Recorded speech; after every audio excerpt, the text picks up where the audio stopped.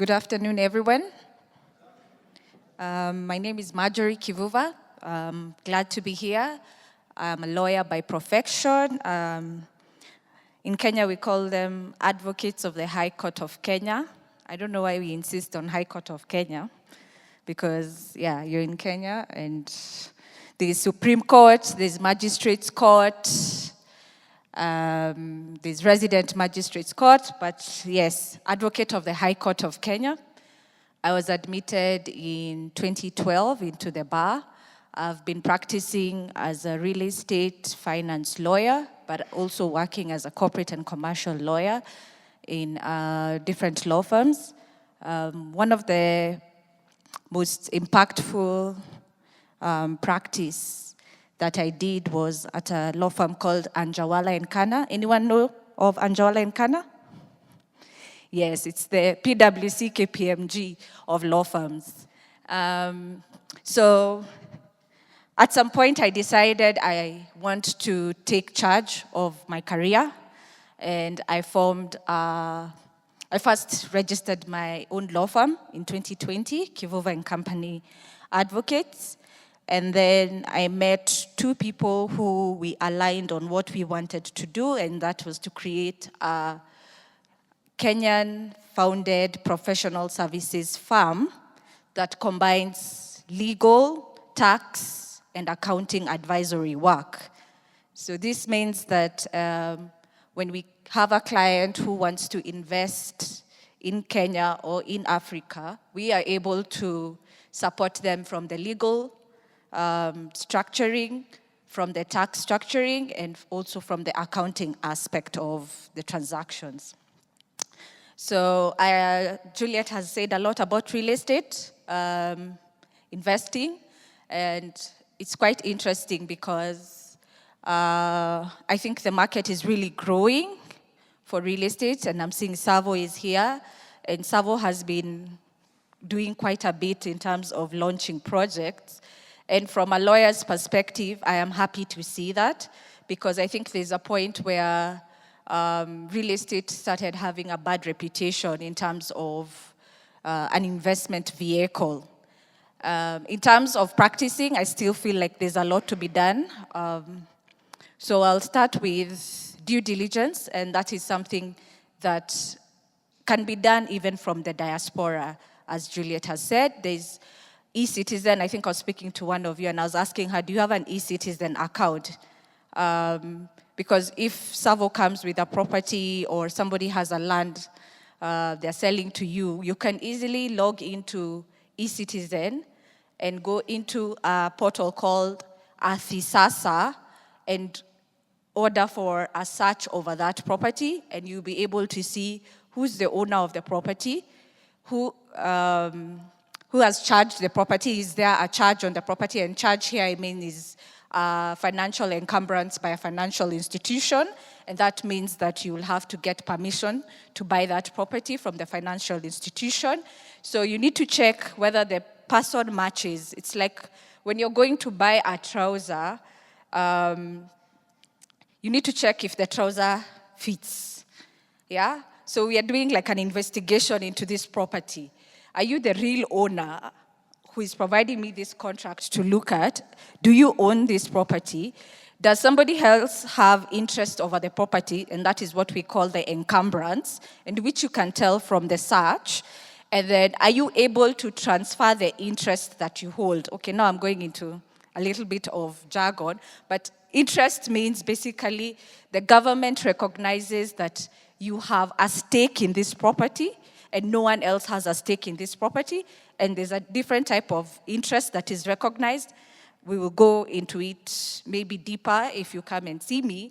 There's what we call a freehold interest and a leasehold interest. Basically, a freehold interest means you own it into perpetuity, and a leasehold interest is specifically for a number of years. So those are the things that you can quickly check, and maybe before you sign a document, before any developer gives you a document to sign, be it a letter of offer, a contract document, a booking form. I think I've seen something called booking form. Before you sign any document, I would say ask a lawyer, even if it's wakili, a quick one. Please check for me if there's something I need to know very quickly before I sign this document. So you do your due diligence, and maybe even at the due diligence point, I would advise that you also use a lawyer, because you would not know what an encumbrance means. An encumbrance basically means that owner of the property cannot transfer the property to you before discharging the encumbrance, meaning releasing the property from that loan, releasing the property from what we call a caveat, where maybe somebody else was trying to buy that property and they registered an interest against that property. So at the due diligence point, I think I don't want to look like I'm selling services, but just out of caution, I would say, have a lawyer look at the document, have a lawyer do the search for you, have a lawyer tell you what is the implication of your search results. And to go beyond just doing it at the SASA platform, you can hire a surveyor in case you're buying. I've seen a lot of issues where you're buying a piece of land and there's what is called beacons that show the extent of the property, and you find that somebody else has encroached the property and maybe the beacons were not well placed. You'd also want to get a surveyor to give a report to confirm the beacons that are in place, do they match what is at Surveys of Kenya? And when I start talking about government institutions like Surveys of Kenya, if you're in the diaspora, I think it would also be important to get a lawyer, because sometimes records in Kenya for land transactions are not kept very well. So you could find that changes were done between different years, and you may not have full visibility of that. So once you get a surveyor, you're able to be sure that the boundaries of the land are in place and whether they are correct or not. So I feel that you have to have a team of advisors, and you should not be afraid to pay an amount of legal fees or survey fees if you're putting in an investment into that asset. So I think diaspora people are more aware than the local people here in terms of appointing advisors in transactions. I think buying a property may be seen as a small transaction, but I think in Kenya, because of the bureaucracies and the fraud we have seen, you need to tread very carefully when you're buying a piece of land, you're buying a house, you're buying an apartment, and making sure that your due diligence is on point, your contract documentation is on point. We've seen cases where developers have failed to complete the unit that you're buying, and I find sometimes clients coming to say, I gave out a deposit, the house has not been built, it's now this X number of years, it has not been delivered, what do I do? And you go back to the contract and you're like, there is no proper remedy for you here. You've lost your 10% or you've lost your 20%. So the contract negotiation was not done properly. And I will tell you this market is a developer market.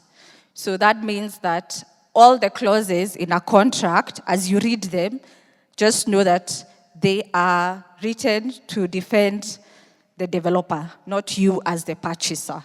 So that's one of the reasons that you should get a lawyer to check those documents.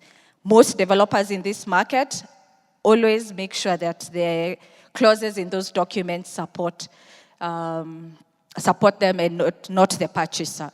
The other key thing that you need to be aware of is how your right in the asset is registered, so that when you go to court and say you have X title showing that you own this house, and somebody else comes and says, I also have X title on the same house, you don't get shocked. So there have been cases where there's fraudulent registration of entries at the land registry. So it'd be very important that you get a lawyer to help you ensure that at the end of the day, that your right in the property is constitutionally reflected. And if you are to go to court, the court may be able to recognize the interest that you have in the property. So I think I've covered in terms of real estate and real estate transactions on a very high level. I think the key thing is, after this, get yourself an e-citizen account. Make sure before you buy a property, check on Sasa, whether that property is registered. I know we are currently moving from a manual system. Land transactions were registered using paper files. In the old system, we are now moving into a digitized system, which works very well for the diaspora, where now all the land records will be on a platform where you can access. I think the only challenge that we are having with the digitized system is that when you're signing transfer of instruments for land, we have to send them to you to sign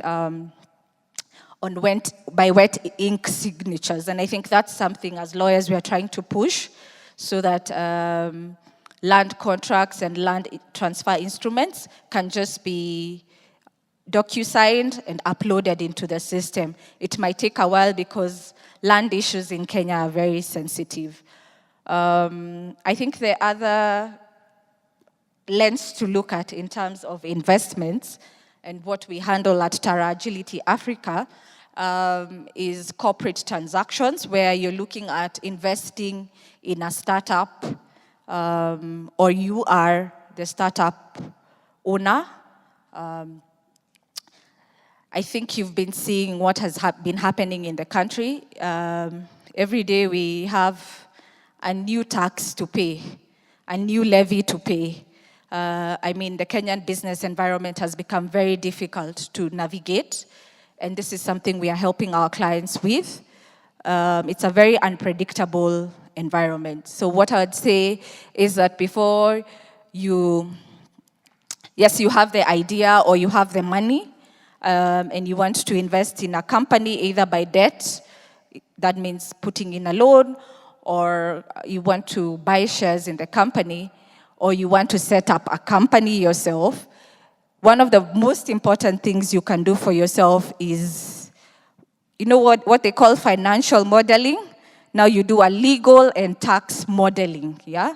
So you put up different options of structures. From a legal perspective, am I going to create a sole proprietorship? Am I going to create a company? Am I going to create an LLP, which is a limited liability company? What does this mean in terms of tax implication?